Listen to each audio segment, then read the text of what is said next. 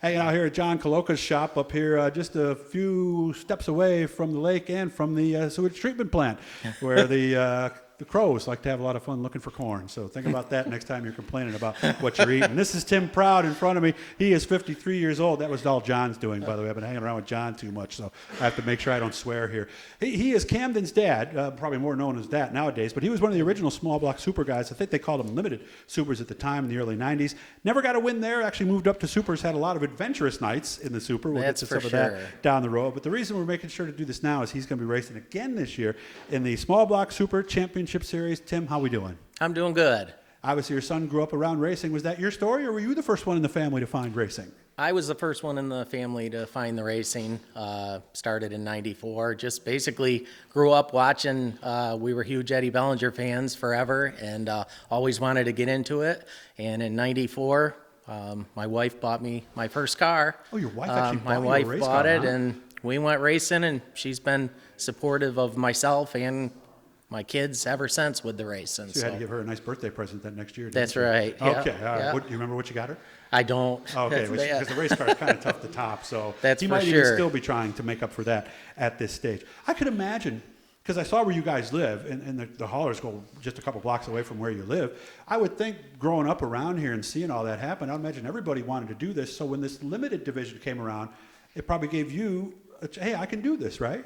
It was a simple? chance to get into something affordable at the time. You know, you could get spindles basically in the junkyard and ream them and make them work. And, you know, when I did it, we were building our own motors at first and everything to get going. So it kept us in it and just dove in and started doing it, but didn't know anything about anything with the racing, you know, didn't even know what turning a bolt here would do to the car or anything. What stagger changes would do, that kind of stuff. Exactly. Anything, right? So we just learned and got more comfortable with it, and as we learned, we got better and faster and had some good runs. A lot of people, when they get started, try to hook themselves up with somebody who maybe knows the things that they don't. Was there somebody like that, or did you all kind of learn together with these cars? We kind of all learned together. There was, you know, back in the day, we had Dan Denny. He was around a lot. He knew a lot about those cars. So when we first got started, he helped me out a lot with it. You know, I bounced some things off Eddie Bellinger. You know, he would be there for some advice, and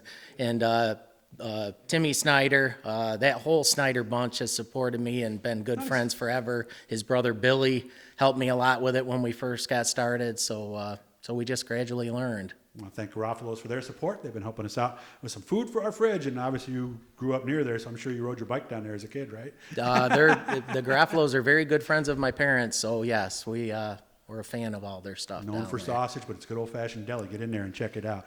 Yep. So I heard, actually from this room, actually, that with the people in there, that these early small block super races are limited at the time. Weren't exactly things you'd put in a time capsule to watch later. Is that fair to say? No, I mean, it was tough because it was a new class and you know, it was affordable, so you had a lot of cars and a lot of carnage that went with it all the time. So I never really could run a full season because there was just a lot of wrecks, and we're such a low buck team that it was tough to keep coming back, and you were fixing the car a lot. But I think it's gotten so much better over the years, and the racing's really on a lot of the Saturday nights. The racing's just fantastic in the class. So.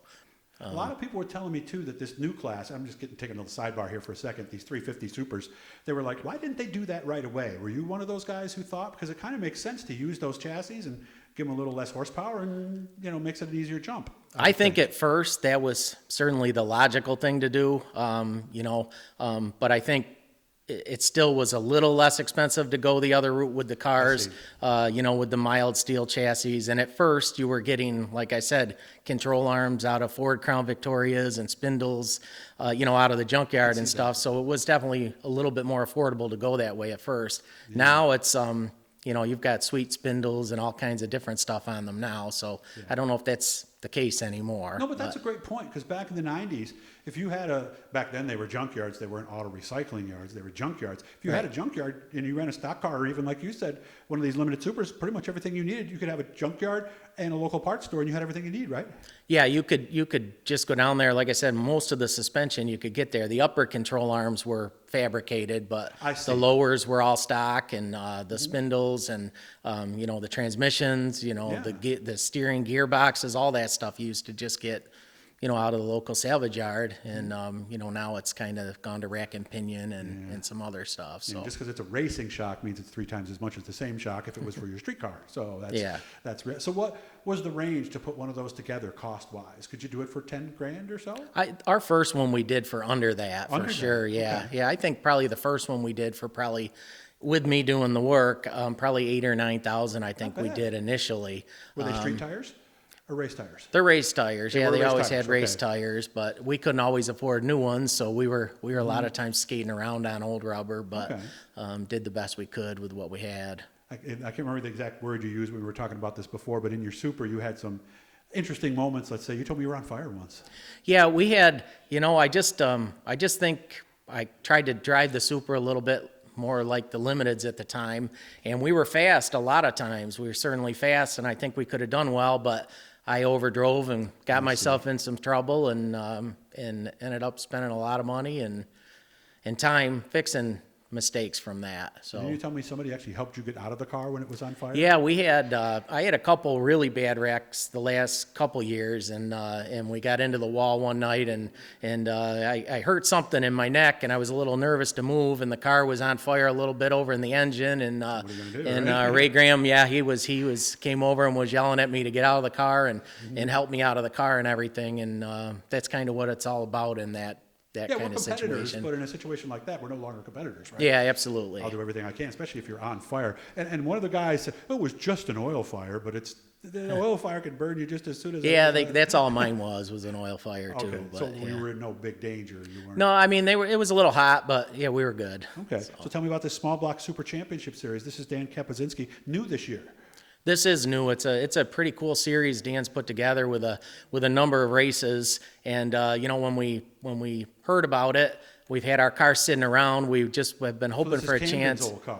Yep, this is Okay. the car I built back in with my brother back in 2013-14 area, and it's been a competitive car. It's run very well, and we just hung on to it if we ever got the chance to do anything with it. Glad you did. And and when we sold the old Super, we just decided to put a motor in this one and get it going, and I'm going to go try to just have a little fun. When's the last time you suited up and got in a race car? I was in a race in Evans Mills in 2018. And that's where we're going for the first race of this series? Yes, that's May 14th. Okay, just So, north of Watertown, too, by the way. Get off the exit for the air base, the new one. I believe it's 48A it is. I It'll think bring that you is right to what the- it is. Right, pretty much to the front gate, almost. Just So, about, yeah, pretty tiny close. little quarter-mile, fun place, right? It's great. We have a lot of fun. I've run a few times there, and we've been competitive, so that's what was good. We finished 4th the last time I ran up there, so we won a heat race one of the Nice. times in 18. So the car's been good, and I'm just